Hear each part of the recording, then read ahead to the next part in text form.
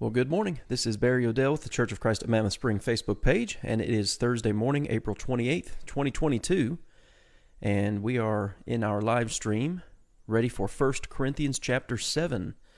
Got folks joining on and commenting already. Gail, Lyle, Lottie, Wayne, good to see you guys. And there are several others who are watching. Good morning, Connie, good to see you. Give it just a few seconds here. Let some other folks join on. Hope everybody's doing well.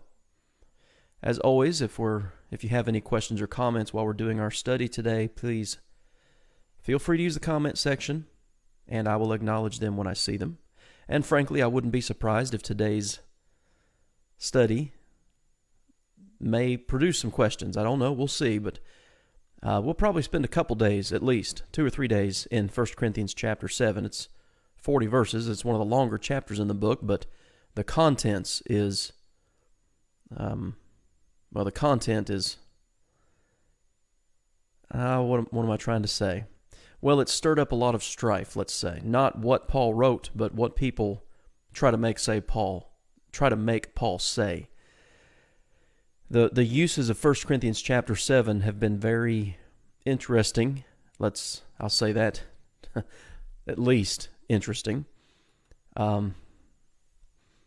Just for example, I've got a book in my library called The Politically Correct View of Marriage, Divorce, and Remarriage. And it does some interesting things with 1 Corinthians chapter 7. I'll just say that. But anyway, we'll spend probably 2 to 3 days on this chapter because there are actually several different issues addressed in this chapter. So like I said, if you have any questions or comments while we're going, feel free to comment or ask, and I'll acknowledge them when I see them. So let's get started here.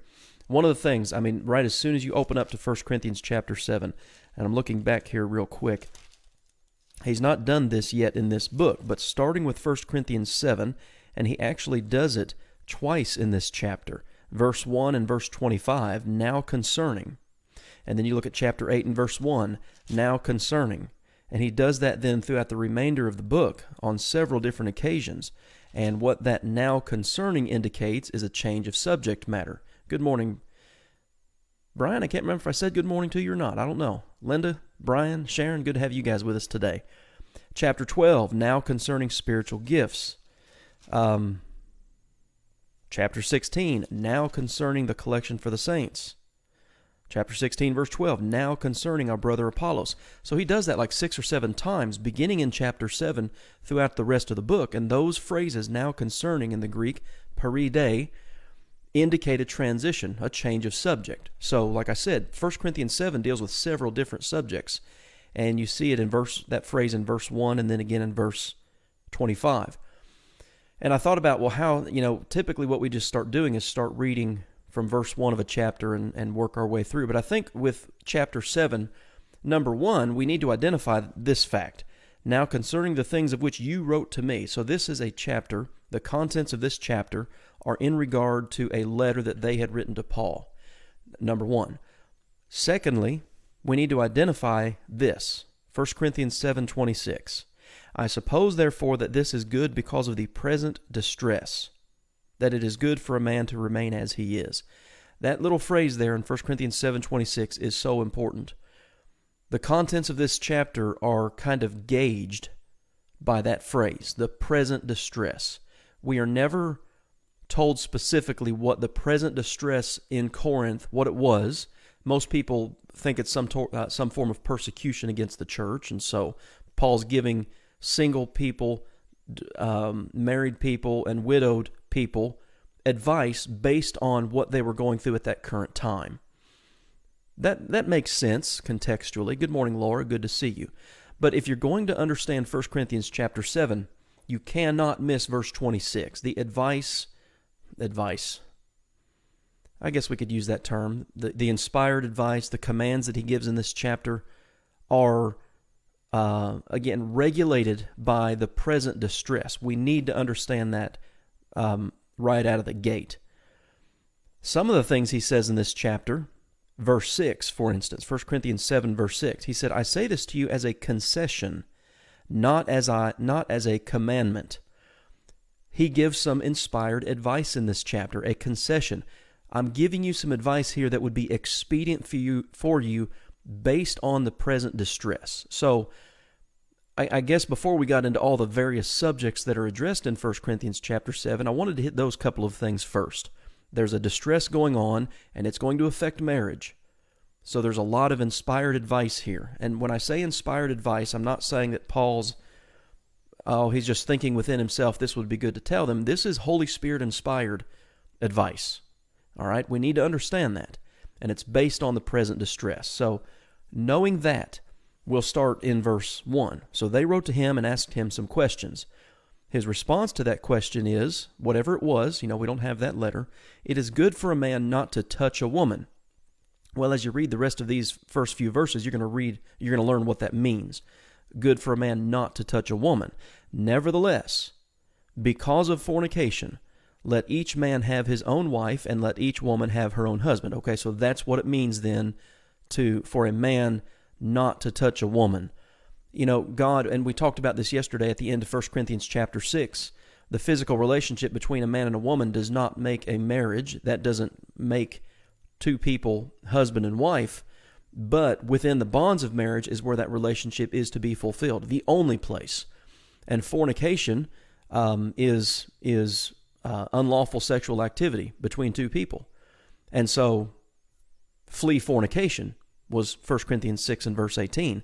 So, it's good for a man not to touch a woman. Don't commit fornication. And to avoid fornication, get married. Okay? That's where that relationship is fulfilled, is within the marriage bond. Let the husband render to his wife the affection due her, and likewise also the wife to her husband. So this is a reciprocal relationship. Good morning, Debbie. This is not one-sided. The physical relationship between a man and a woman is not to be used as a weapon against your spouse if you're angry or frustrated or whatever the case may be. It's not to be treated that way. The wife does not have authority over her own body, but the husband does, and likewise the husband does not have authority over his own body, but the wife does, and that kind of explains verse 3. Verse 4 kind of explains verse 3. The physical relationship between the husband and the wife is obviously consensual. It's to be consensual, and it's to be for one another. And again, it's to avoid fornication. And marriage, Hebrews 13 verse 4, the bed's to be undefiled. That's where that relationship is to be realized, to be fulfilled. Okay? And then he gives a warning here in verse 5. Do not deprive one another, except. Okay, so we know what except means. Except with consent for a time, that you may give yourselves to fasting and prayer. Well, so the question then becomes, well, why would he say that? Why would you consent to not be together physically for a time that you might pray and fast? Well, I think it goes back to verse 26. The things that he's writing in this chapter have to do with the present distress. There may be a period of time, he's telling them, where you need to forego the physical relationship and focus on other things. But you do it consensually, and you only do it for a time. And then, after, whatever period of time you have consented with between each other, between husband and wife, come together again so that Satan does not tempt you because of your lack of self-control. And again, that there's more to the marriage bond, obviously, than just that physical relationship. But that is part of it. And you don't want to put your spouse in a let's say, in a difficult situation where they might lose control and commit fornication with someone else. And so that's the consensual concept. You consent to one another, with one another about this relationship, but then there may be also times where you consent with each other and say, let's hold off for a little while. And again, I think particularly what he's writing about here, well, not particularly, it's exactly what he's writing about here, is with the present distress, whatever that may have been for the church at Corinth, all right? But I say this, verse 6, as a concession, not a commandment. Okay, he's giving them inspired advice. because of the present distress, because of whatever it was they were going through, this may be the best way to handle it. But then he makes this admission, "For I wish that all men were even as myself, but each one has his own gift from God, one in this manner and another in that." Well, contextually, we know what he's talking about. Based on the present distress, he says, by concession, I wish you guys weren't married at all. And that's no denigration of marriage. It's just for the present distress, whatever they were going through. He wouldn't even have to be giving them this advice if that were the case. He could tell them to flee fornication, obviously, but something was affecting the church at Corinth, and it was affecting marriages. And that's why he's telling them this. So, verse 8, "I say to the unmarried and to the widows, it is good for them if they remain even as I am." Okay, so the unmarried, let's just say those who have never been married, and the widows, okay, those who were, but at one time whose spouses died. You know, the Bible, we know the parameters of marriage. The people who can get married are those who have never been married, okay, the unmarried. Those whose spouse has died, they have a right to remarry.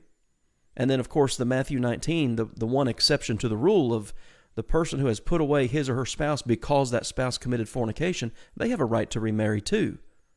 But what his advice here is, given in the present distress, is whatever your condition, if you're unmarried or you're widowed, stay that way. But if you cannot exercise self-control, let them marry, for it is better to marry than to burn. Now, I want to point something out here. If you're looking at a New King James Version, the end of verse 9 says to burn, and then in italics it says with passion. So there are like two views of what it means to burn. Some people say, well, if you can't control yourself and you commit fornication, you'll burn in hell. Well, there's validity to that. Fornicators and idolaters, he talked about that back in 1 Corinthians chapter 6 and verses 9 through 11. They will not inherit the kingdom of God. But the way the New King James translates it, it's like the temporal situation. You're unmarried, you can't control yourself, and you might burn with passion, which would lead you to commit fornication, again, if you're unmarried. So that's what I'm saying. This chapter deals with a lot of things, but it's qualified with the present distress, with whatever the Corinthians were going through. Morning, Raju. Good to see you. And Billy, over on the Near Churches page. Good to have you guys. So that's your first 9 verses here. It goes further. There's a lot more. Verse 10. "Now, to the married I command." So he's just commanded, or let's say given inspired advice to the unmarried and the widows. "Now," verse 10, "to the married I command, yet not I, but the Lord." So this is no new teaching here, okay? "A wife is not to depart from her husband. But even if she does depart," there's some type of separation here, obviously. 2 options. "Let her remain unmarried, or be reconciled to her husband. And a husband is not to divorce his wife." I mean, that's what Jesus himself taught. If you're married, what is it, Matthew 19, is it verse 6? "What God has joined together, let not man separate." I mean, that's what Paul's saying here. That's what the Lord commanded. That's hard to misunderstand. But then you get to verse 12. "But to the rest I, not the Lord, say." So let's halt right there for just a minute. This is a subject that Jesus didn't address. That's what that means. So understanding that, number one, this is a subject that Jesus didn't address, but Paul's now speaking by commandment. Okay, so in your mind, go back to 1 Corinthians chapter 2, and at the end of 1 Corinthians chapter 2, he says, remember, "But I think I have the mind of Christ." And what he's talking about there is he's writing by inspiration. That's what all of 1 Corinthians chapter 2 is about. The things that he was writing had been revealed to him by the Spirit, and he was writing down, he was comparing spiritual things with spiritual words. He has the mind of Christ. So when you read 1 Corinthians 7 and verse 12, that's important to keep in mind, okay? This is something that Jesus didn't address, but now Paul is addressing it. "If any brother," okay, so that's a Christian, "has a wife who does not believe," Christian married to a non-Christian, "and she is willing to live with him, let him not divorce her." So his teaching here that Jesus never addressed is if a Christian's married to a non-Christian, you don't divorce. A Christian does not divorce their spouse just because that spouse is a non-believer. Okay? And a woman who has a husband who does not believe. So this is true for both sides. It's not one or the other. This is a Christian man or a Christian woman. If a woman has a husband who does not believe, if he is willing to live with her, let her not divorce him. That's what he's saying here.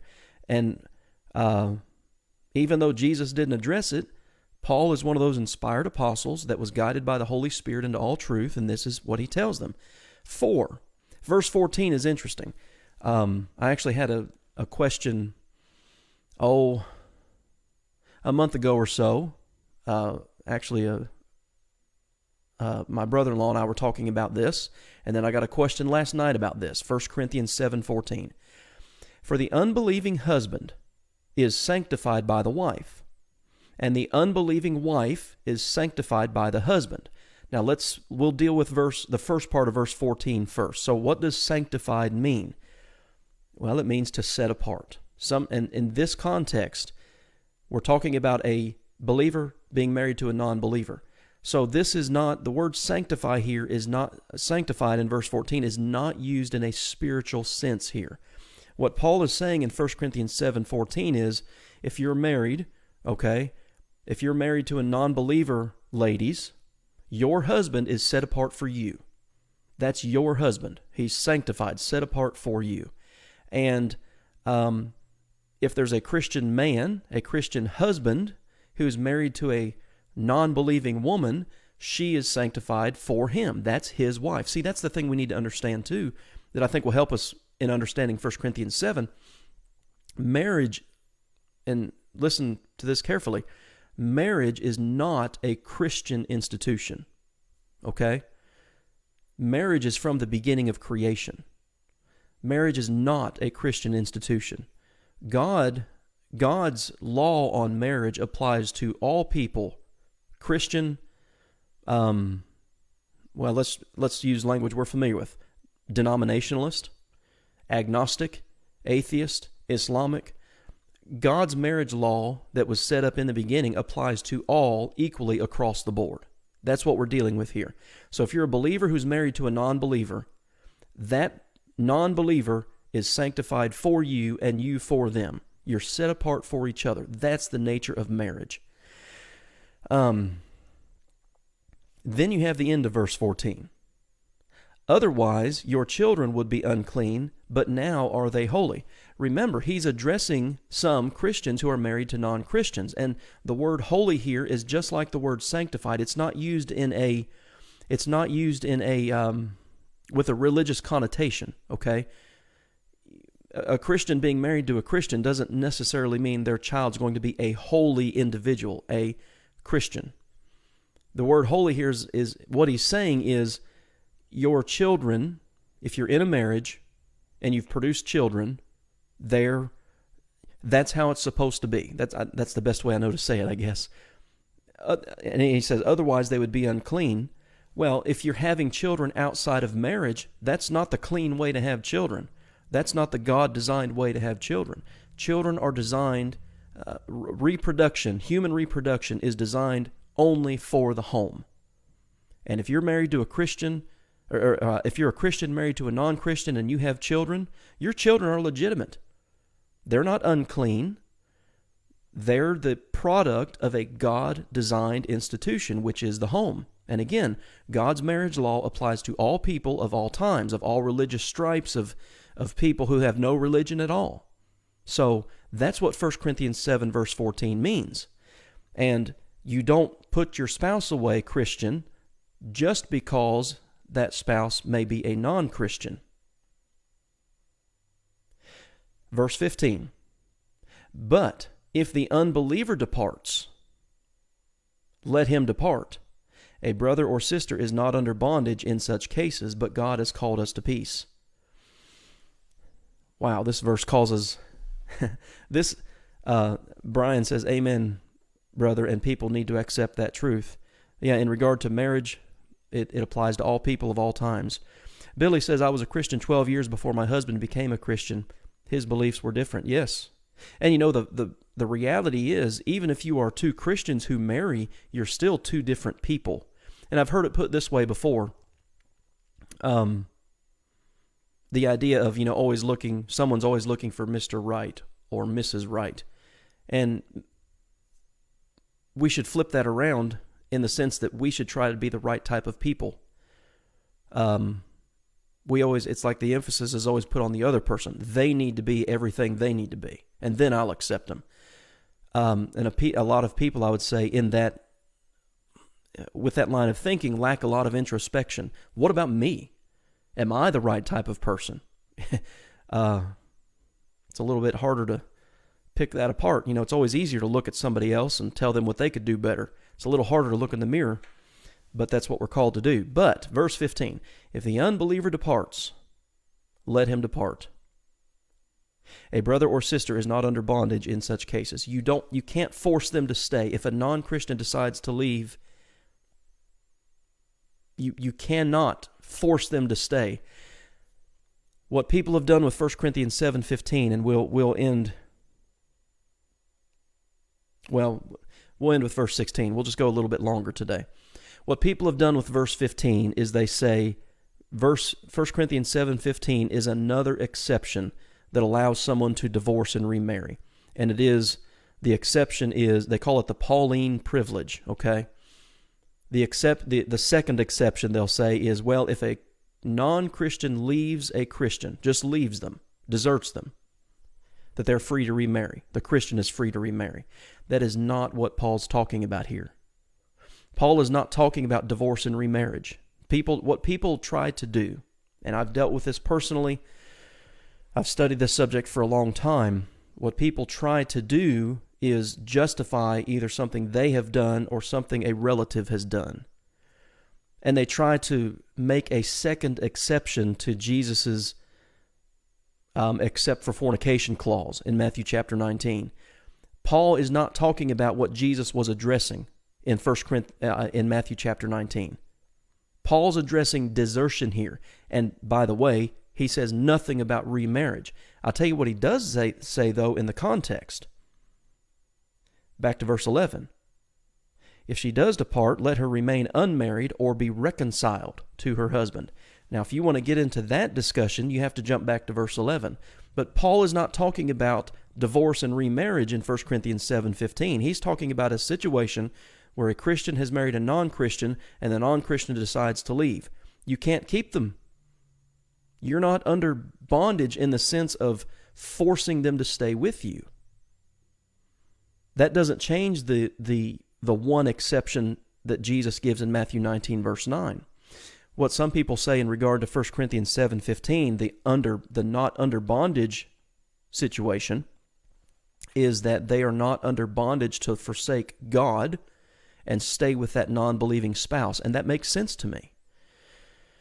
But whatever the case may be, Paul is not giving a second exception to Jesus' teaching in Matthew chapter 19. And people, it's almost like people want to pit Jesus against Paul.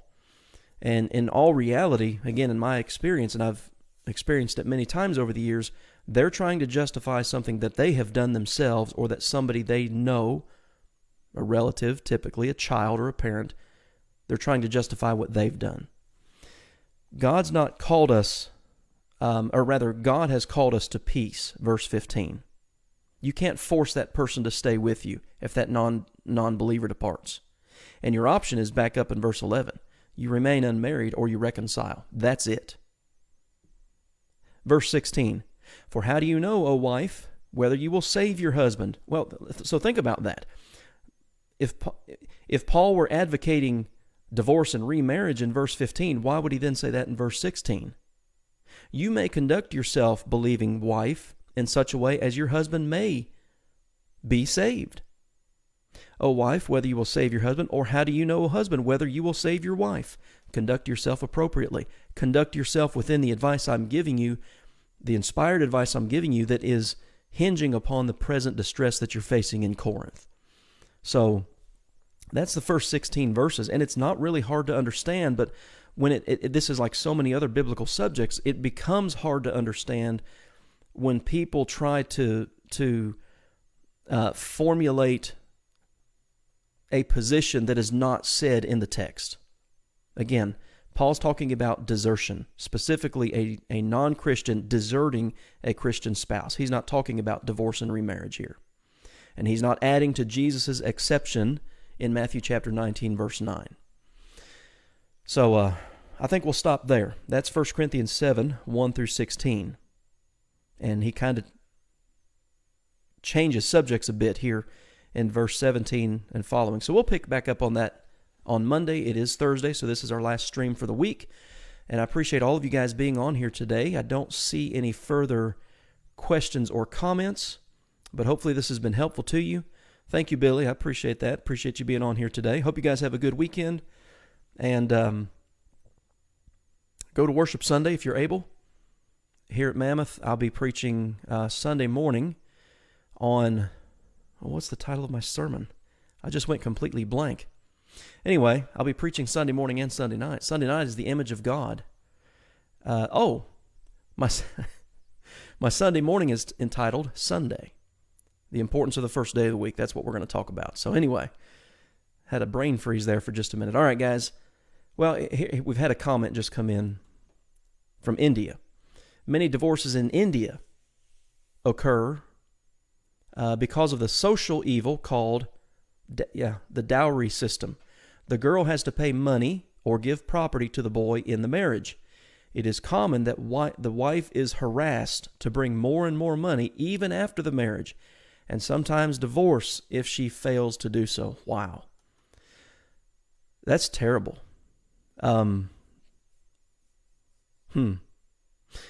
That that may be one of those things that Paul could have included here and said, "Now I speak, not the Lord," because that's not exactly something Jesus ever dealt with. But boy, that's terrible.